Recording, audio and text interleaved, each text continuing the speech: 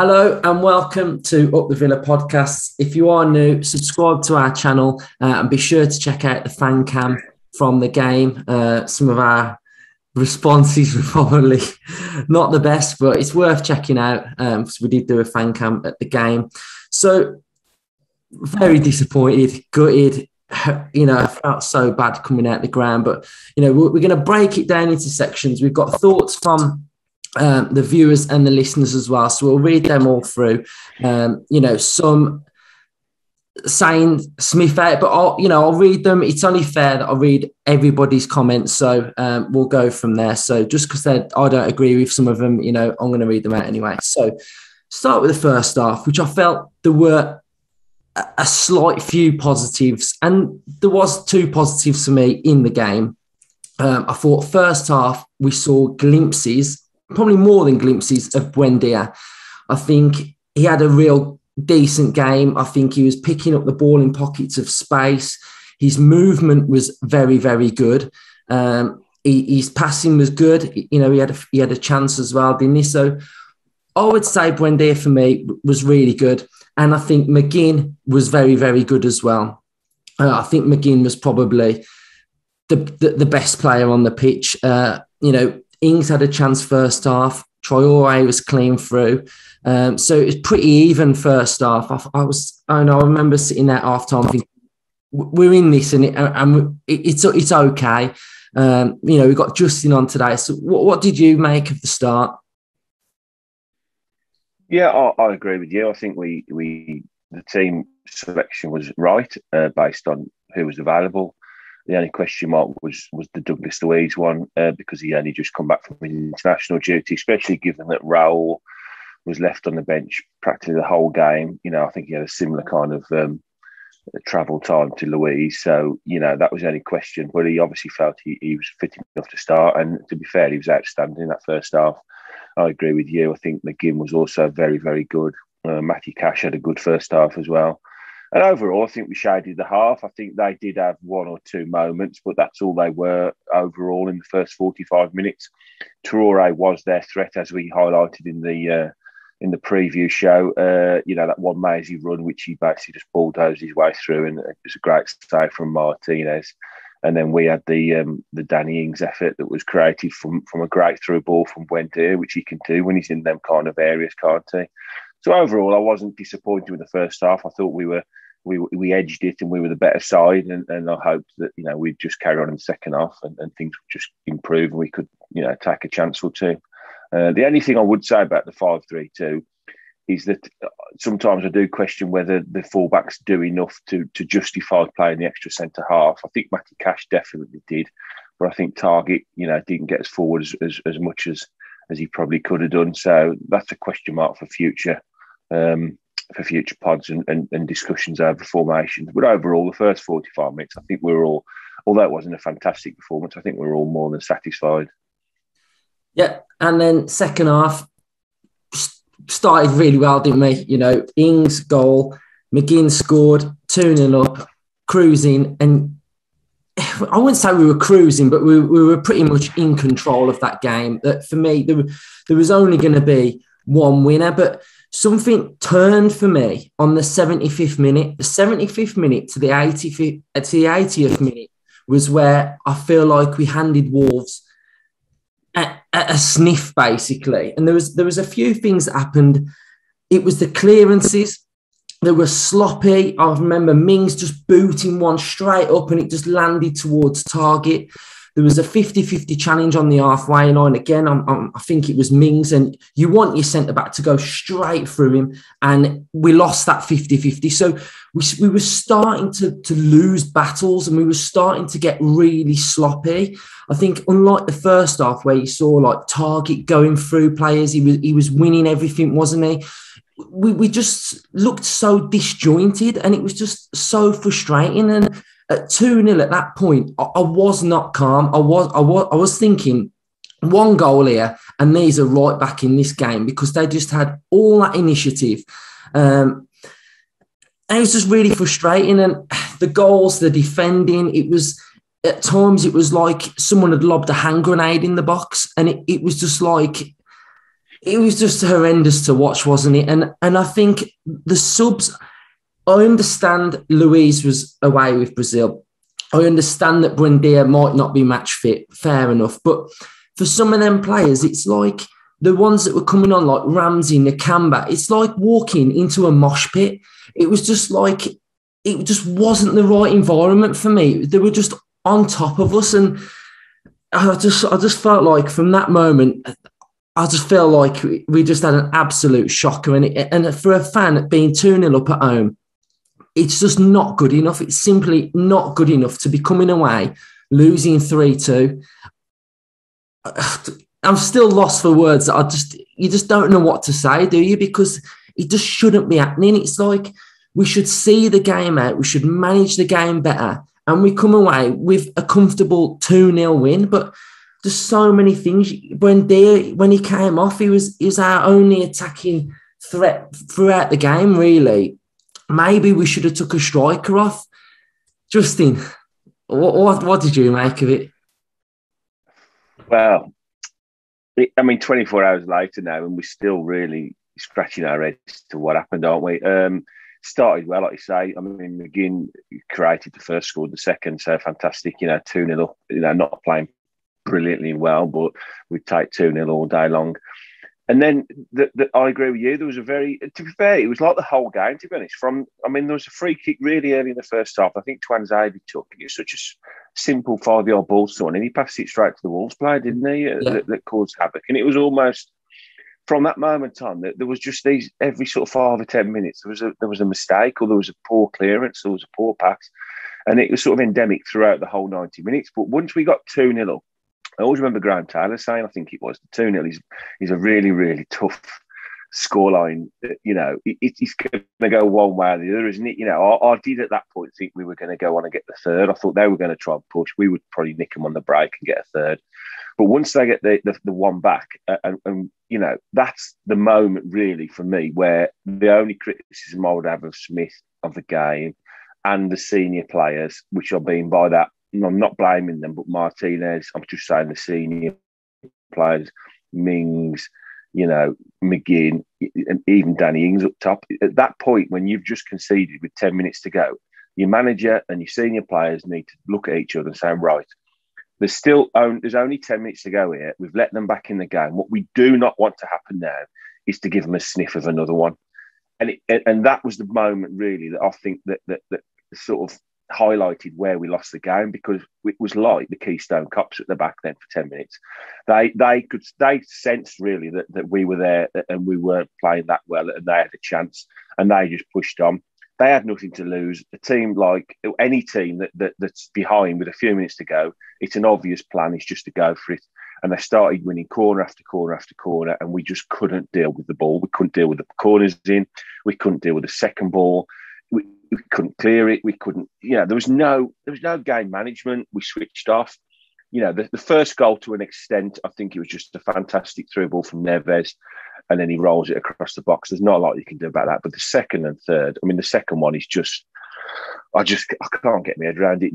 We had so many chances to clear that ball, and he ends up tapping it in on the goal line. It's just total embarrassment. And then the third, yes, what the last thing you do is you give a foul at the edge of the box with a few seconds left in the game. And it was very naive from Ramsey. I don't blame the substitutions like you. I think you can argue that I think Smith said after the game that they were surprised that Luis lasted till the 60th minute because of his travelling.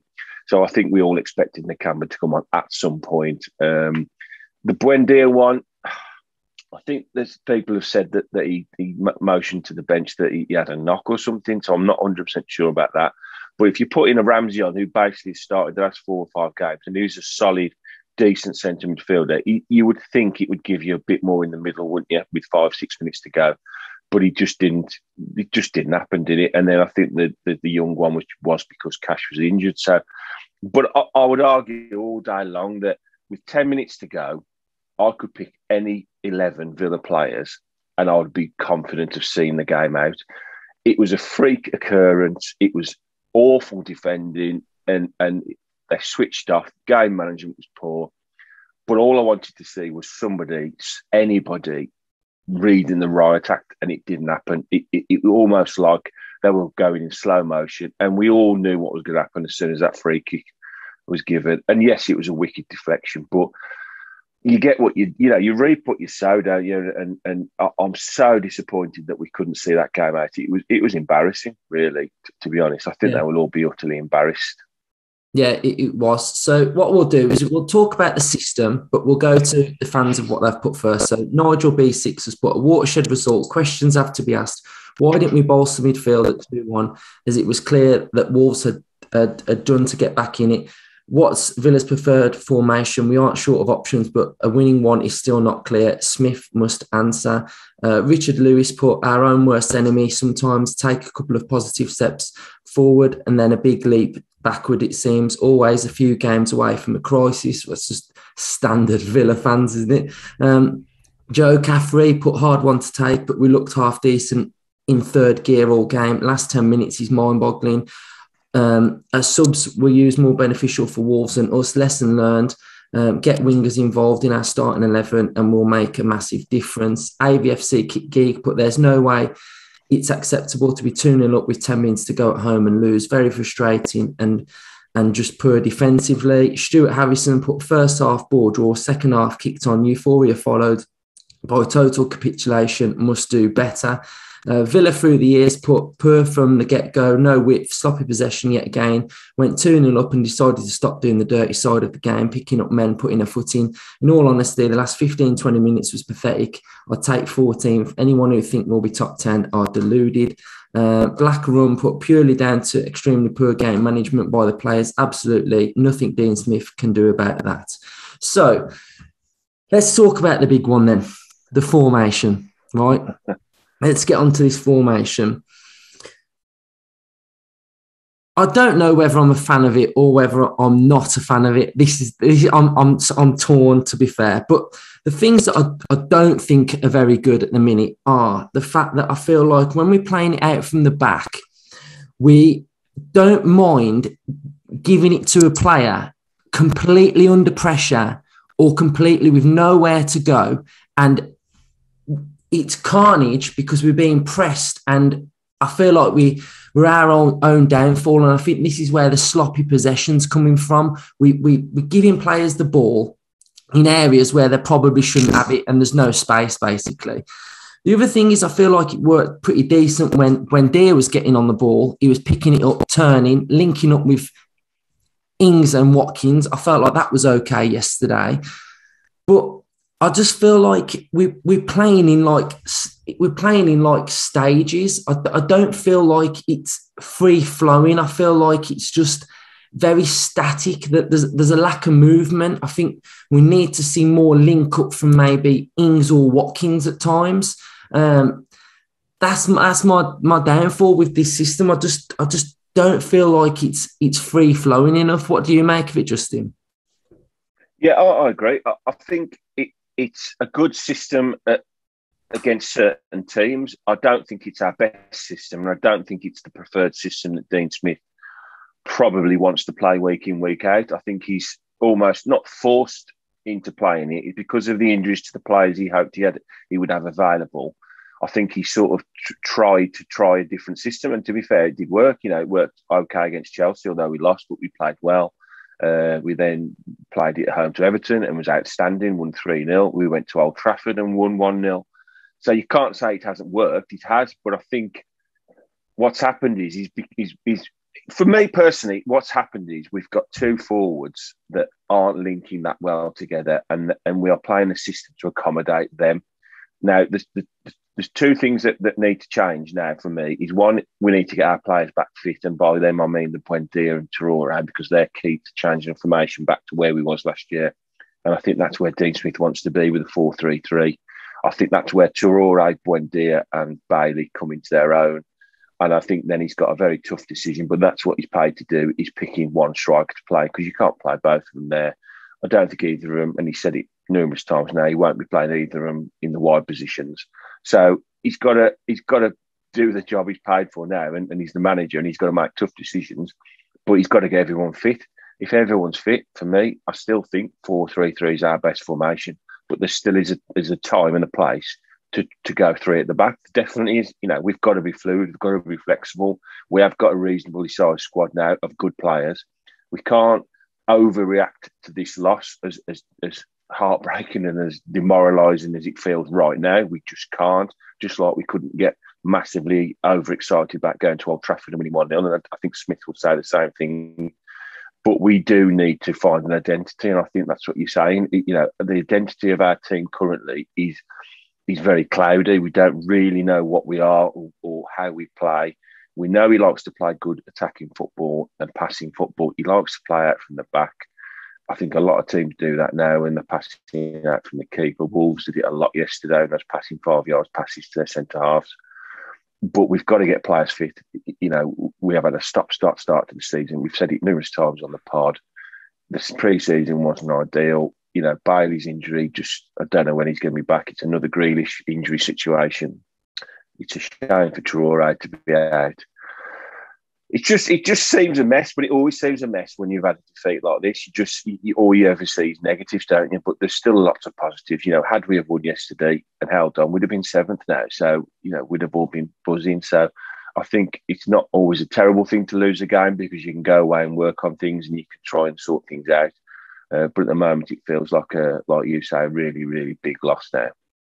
I think it's very difficult when you're analysing a loss like this because it's characteristics within us that have made the problem, which is the issue, isn't it? It's definitely, yeah. Watching them, you see things week in, week out.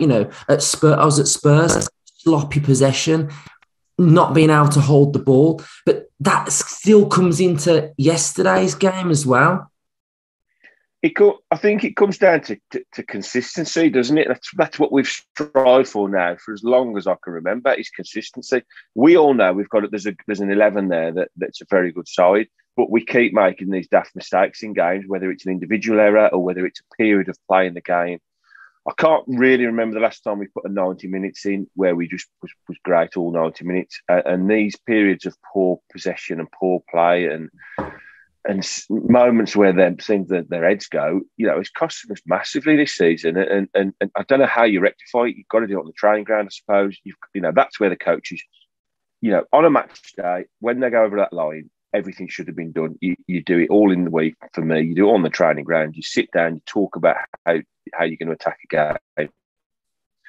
Once they go over that line, it's down to the players to then execute. And so that's why I sort of take a little bit of responsibility away from Smith, although he can impact with substitutions and half-time team talk. But now he has to earn his money. Yesterday he wasn't good enough. There's a lot of flack's being thrown his way. And ultimately, he'll pay with his job, won't he, if things go badly wrong. I don't see it going like that. I think we will get a reaction out of him, but he's got a week now to sort it out. Yeah, we definitely need a reaction. I don't know whether part of the problem, when them goals were going in yesterday, you were looking at the defenders and every one of them, hands were up, they were shaking their head, they were looking round, pointing the finger at each other. It just needs someone to just calm the whole thing down with experience and just lead. Do you know what I mean? Well, I'm not picking out Tyrone Mings because he's took a lot of the last 24 hours. But ultimately, he's the captain of that team and he's a fantastic bloke. He's a fantastic professional footballer. He's a great role model. But ultimately, his job is to lead the team on the pitch. Now, when we can see that first goal, for me, it's his job as the captain of the team on the pitch. He's the man on the pitch to talk to everybody. Even if you've got to bollock everybody, even if you've got to rollick and have a go at people, this is right, lads. This stops. That's the only goal they're conceding. I don't care how we do it now. I don't care if it's time waste. I don't care if we whack the ball into row Z. I don't care what we have to do to get this game over the line. That's what we have to do. And that didn't happen yesterday. We let it fester and we just let them take the game away from us. And that was the worst bit about it for me because we all sat there watching it. And I think we all knew what was going to happen. And that can't be allowed to happen again. So that's something that needs to be looked at. Well, I mean, again, I don't want to pinpoint Mings because I just think the slander that he's had in the past is shocking. But I did listen to his pre-match interview and he was lamenting the 3 set-piece goals which we conceded. But I just feel like what we've mentioned, that was brewing before they even scored.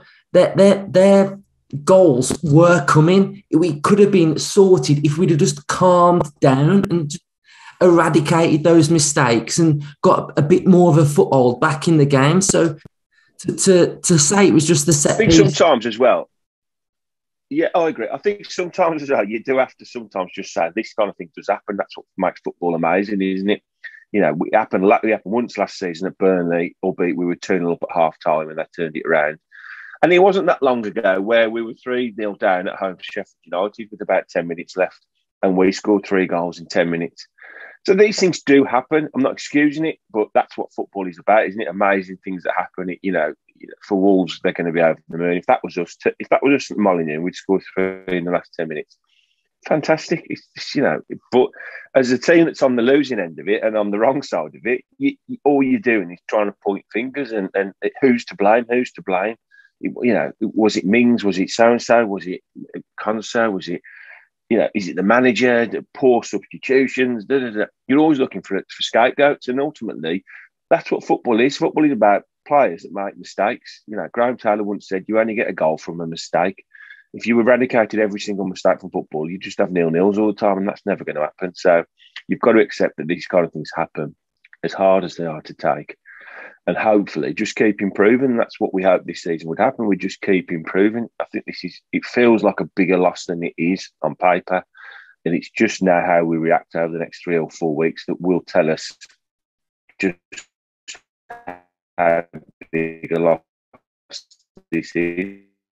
Yes. So we'll finish off with... We bounce back next week against Arsenal and get what happens again. Then we go into the West Ham game. Yeah, so we'll finish off with some of the thoughts from the fans then. So Cannock Villa put, we've Courtney Horse on the pitch. We don't lose that game. Axel is not good enough. Simon Barker's put, back 3 has conceded 5 goals in 2 games against struggling teams and leaves us short of a creative push. If Burt and Bailey were fit, we'd go back to a back 4. And then Mix put, a team full of potential, played in the wrong system and led by a tactically inept manager in denial about being out of his depth and putting faith in a championship striker and exceeding at this level. I don't agree with the championship striker comment. He does go on to put a special mention to McGinn, claret and blue through and through, and just Villa fans need to take their rose-tinted glasses off. And that is it, I think. And Darren McCann's put, it was poor from both teams, and players like Semedo, Traore and Podence were allowed too much time and space throughout, which is why Villa never looked comfortable. McGinn had a good game, but was at fault for the equaliser, and too many players lacked composure when it was needed. And yeah, so we'll end it on there then. You know, just bitterly disappointed, bit negative from us, but you know, we've just got to react. Realistic. We've got to react to what you know what I mean? Yeah. Like, it was bad. And, you know, we can't just be positive for positive sake. So let us know what you thought. Let us know what needs to change personnel-wise or system. And, yeah, we'll be back for an Arsenal preview in the week. Thanks for watching. Up the Villa.